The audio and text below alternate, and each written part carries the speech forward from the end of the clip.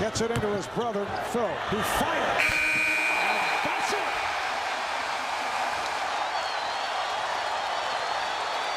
A huge upset by Norfolk State over Missouri.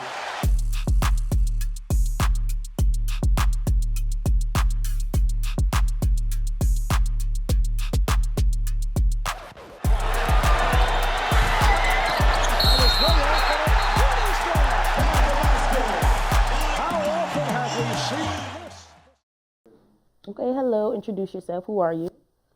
Kyle Quinn, Norfolk State University alum, 2012 MEAC champion. Proud member of the MEAC conference. How did attending an HBCU, and one specifically in the MEAC, impact the development of who you are today? Me attending the HBCU impacted my life overall because I think that the things I was taught on campus and through this culture prepared me for life. Being a basketball player was a small piece to that because we know basketball is not a forever thing, but it's a great tool to use to learn how to develop life skills. I think being at an HBCU with young men and women that sound the same, look the same, having instructors, faculty, all talking the same level, same language, I think it helps development. And me going to an HBCU was very impactful on my life, but going to a HBCU in the MEAC was even more special because the conference was so tight-knit. You know, you think about from Delaware State all the way down to, South Carolina State.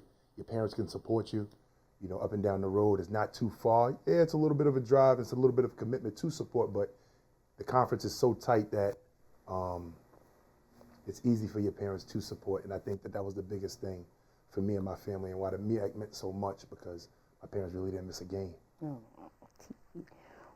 What was your experience as an HBCU student athlete handling school and athlete life, and what were your favorite times and highlights of your time at NSU? Managing time as a student athlete is tough for anybody. HBCU, PWI, anything. Division I through NAIA. You know, that's just a skill that you have to develop in order to be successful, give yourself a chance and, you know, succeed. So being at an HBCU, it might present a little more challenges because it's less people. You know, you want to be a part of the Greek life. You want to be in the cafeteria a little bit longer. You want to go to the gym jam. So there's definitely there's more challenges at a HBCU because, you know, it's all family, you know. But at the same time, I think balancing that was something that we all had to get over. I didn't do it no better than anybody else. I think our coaches and our faculty, AD, and the staff helped us out a lot with that. So I give a lot of credit to our academic staff, compliance staff, and everybody in athletics for helping us through that time. What was the thought process in sticking with basketball when you flirted with the idea of playing football, and where do you think your career would have taken you if you had stayed on the gridiron? Oh, man.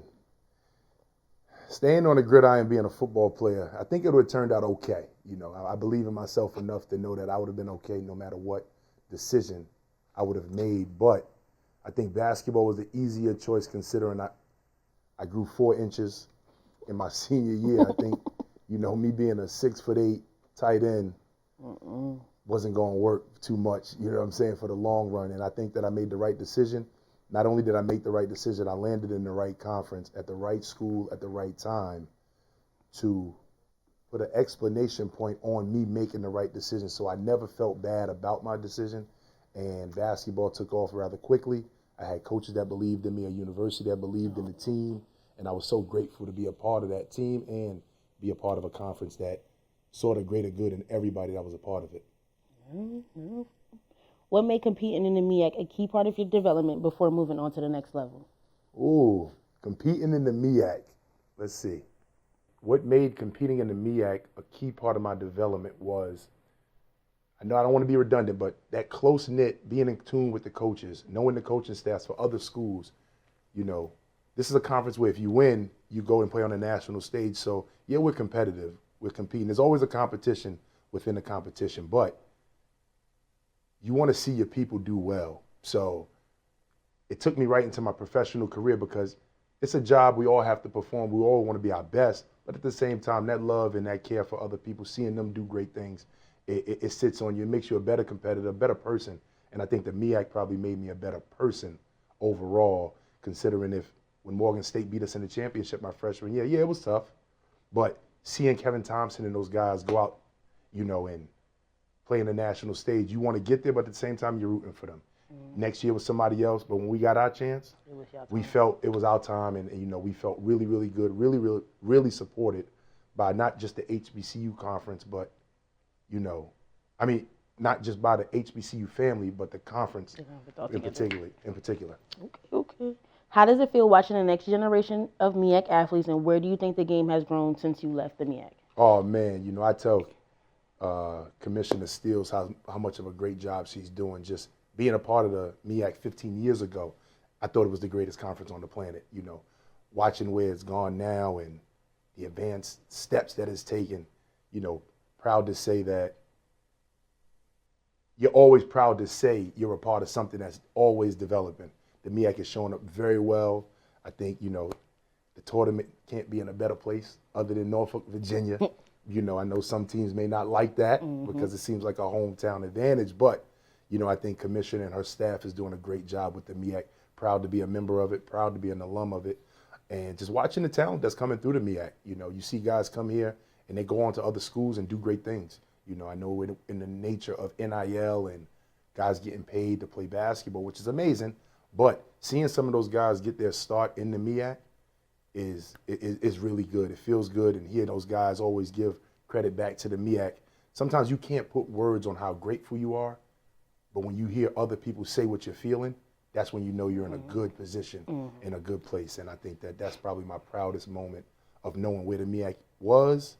It was great then, but it's way better now, and I'm a fan of watching the growth.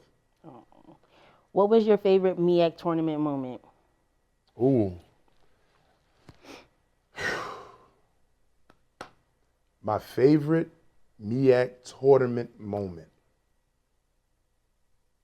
obviously, is when we won the championship. Okay. But I think we prepared years before that. I know I did mentally. I know the coaching staff did as well. And the guys that we brought in, we had a couple transfers to help us out. I think my most pivotal MEAC tournament moment was losing the championship my freshman year. Knowing that, a little selfish, I ain't have nothing to do with it. I was a freshman. You know what I'm saying? This won't my team yet. And I love the guys that were the leaders on that team, but I appreciate those guys for leading the way and getting us to the point where we knew we had to overcome to be champions. I love those guys, and one of my favorite teammates, Michael Deloach, who was a junior that year, he was one of our leaders, and he just went into the Norfolk State Hall of Fame, and well-deserved, but I always appreciate him as a person because without him, we don't make it, and others, but I think that was probably the most pivotal, getting a taste of that championship, seeing that confetti fall for another team, not yourself. You knew what you were playing for, working for through the summer, staying eligible in the classroom for, and winning games for when it was your time. So I think that was the most pivotal. But my favorite time was actually, holding up that MEAC championship trophy, first time in school history. I could still see Mr. Miller smiling, as the AD, and just, he couldn't put words on how thankful he was, but he was a part of it with us, and that was probably my favorite MEAC moment. Okay. When you reflect on your journey from a Queens, New York native to a Norfolk State alum to then going on to the pros, what was your lasting impact you hope to leave on the MEAC while representing HBCUs on the national stage? My lasting impact that I always want to leave with MEAC players, HBCU culture, even mid-majors. I know we're talking MEAC, HBCU, but mid-majors, I always think that we're in the same pot because we have to win out to go to the national stage in the tournament. And we know what that does for our institutions. We know what that does for ourselves personally and the memories down the line. I think that the biggest thing is you can make it. It may seem tough when you look on the computer. Now the internet is blowing up with social media. You see so much. Now you see your competition every time you get on your phone. Before it was like a check thing, like, oh, what did Draft Express say? What are these scouts are saying? You can see it almost in real time now. So I hope that me doing what I was able to do by the grace of God and the opportunities that Norfolk State University gave me in the MEAC gives these guys hope that there's a bigger picture. Don't get caught in the now, but if you do the right thing and stay the course, you could put a career together like I did, and you don't have to hear it. You can actually talk to somebody that actually did it. And I think that that's my biggest thing that my legacy would say, and I hope that all guys in the MEAC feel free to, chit-chat with me and have a way, shape, form, or fashion. Okay. What do you feel like is any advice that you would give to players wanting to go into the league in college right now, anybody in basketball altogether? Any advice I give to the guys now, young guys that seem like they got it all figured out, and like I said, I'll bring up the social media again, the internet. Control what you can control. And I always say that it's a little redundant because I use it in a lot of different walks of life. But when it comes to basketball, you won't be able to see your next step if you don't control the one that you're in then. You know, you got to handle what you need to handle that's on your plate now. No one's taking you because they think you're going to be good. You actually have to be good and take advantage of the opportunity because things are being looked at from many different ways, not just the talent. They're seeing what type of person you are, you know, are you on pace to graduate? You know what I'm saying? Like, what's about you other than the talent that we're able to see? Because, you know, these people are paying you to play basketball or any sport. You know, basketball, football, you know, we got golf now. You know what I'm saying? You know, it's so many different things that's going on, but what type of person are you? And how does that show up when you control the things that you can control? You can't control the uncontrollable. God is going to handle that. And those things are already lined up. But control what you can control and all things will happen the way they're supposed to.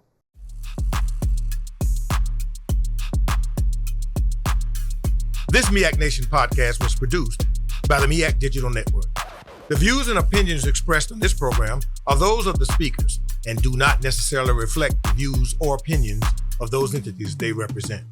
Make sure you stay connected to us for more great programming on the MEAC Digital Network.